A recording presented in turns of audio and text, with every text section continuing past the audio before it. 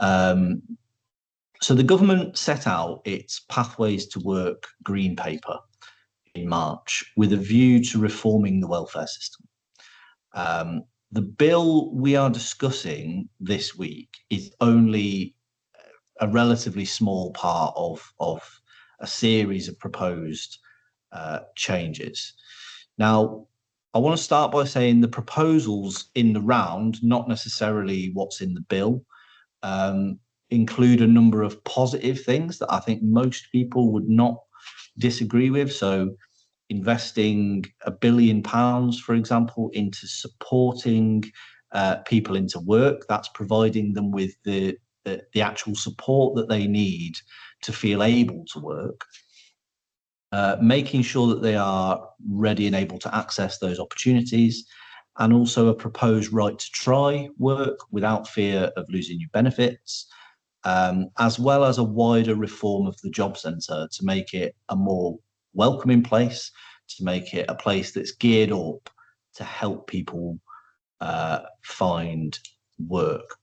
Now, I want to say at that stage that a lot of the stuff that we're going to be talking about is about helping people that are currently on PIP or universal credit or whatever, helping them to find work.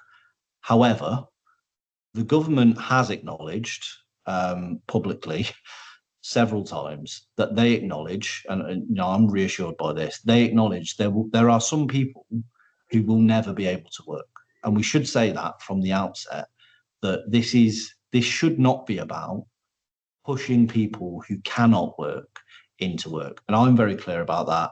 That's a point that I will continue to make to government, that it can't be about pushing the most vulnerable into situations that they are just never going to be equipped to deal with. The government has also committed to a review led by Sir Stephen Timms, the Minister for Disabilities, to redesign the entire PIP assessment process and the scoring criteria. That's going to be very important, many of you will know, for the stuff that we're going to come on to discuss later in terms of what's happened with the bill. And then a further review is due to take place by Charlie Mayfield that will look at how we make workplaces more accessible for disabled people and what more employers actually need to do to play their part in all of this, because we have to acknowledge that it is not just the welfare system and claimants and, you know, those actors in this. We also have employers who quite often are not necessarily doing what they should be doing to support people to access work. There may be situations where people would be able to access employment if their employer was willing to put in place a number of changes to make that possible. So now I just want to move on quickly to talk about the bill. And I'm going to start by talking about it as it was proposed when it was introduced. So I just want to make it clear that what I'm going to set out now is before any of the concessions were delivered, any of the concessions that we've talked about. So the bill would increase the standard allowance for universal credit by a minimum amount, which is defined in legislation for each of the next 4 years, plus inflation. So what we would be talking about for the next 4 years for the universal credit standard allowance is an above inflation increase every single year. And I understand that that is the biggest uplift since the 1980s. On limited capability for work and work-related activity, that will be protected for all current claimants, plus those with terminal illnesses and those who meet the severe condition criteria. And those with terminal illnesses and severe conditions will no longer be subject to reassessments. So I think all of that's very, very positive, I'm sure, and very welcome.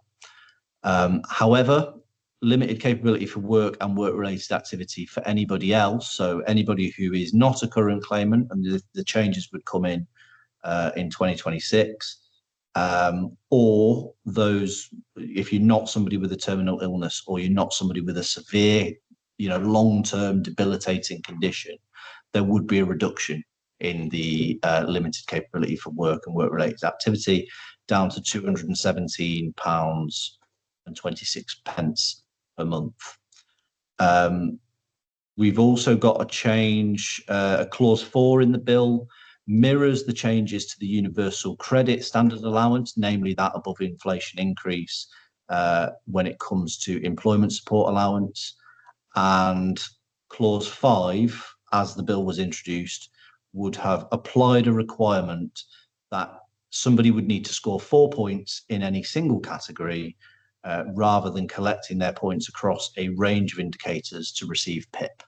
Now, that was probably the most talked about aspect of the bill, and in many ways, the most controversial aspect of the bill, because we know that people with fluctuating conditions, people who score several low points in several different categories would then all of a sudden not be eligible for PIP, which we know is a lifeline for many people.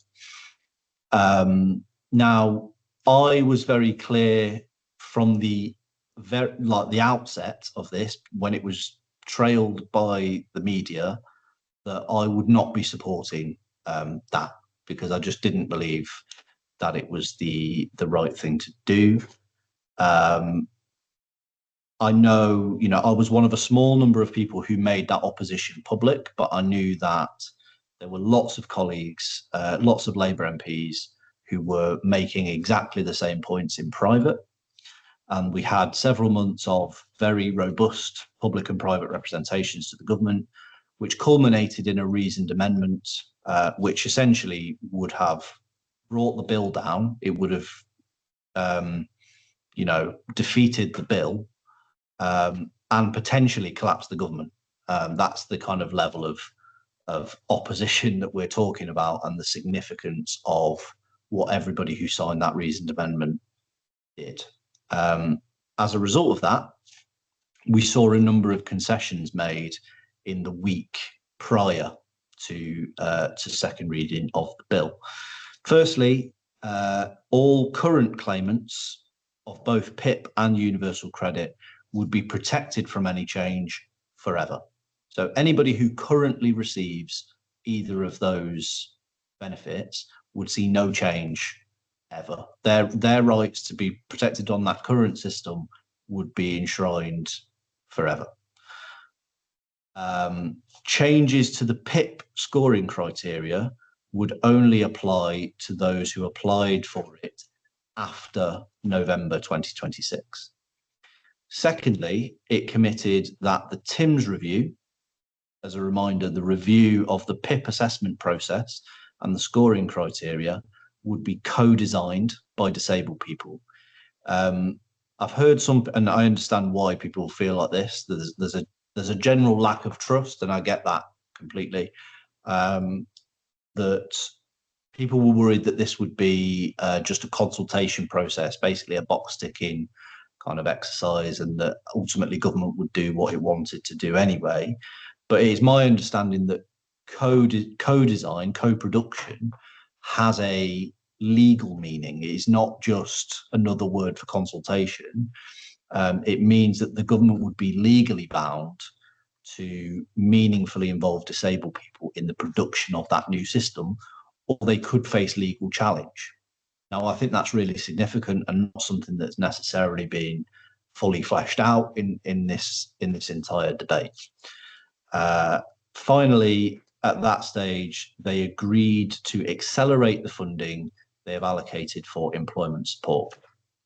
Now, at that point, so that this happened prior to the weekend, obviously I recognise that I felt that those concessions were significant, but I wasn't going to just accept them, because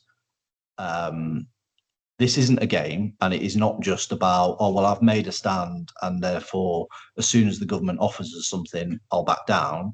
I wanted to take the time, really meaningfully think about what those concessions would mean in practice and how they would impact my constituents. So I took the weekend to consider what the government had proposed.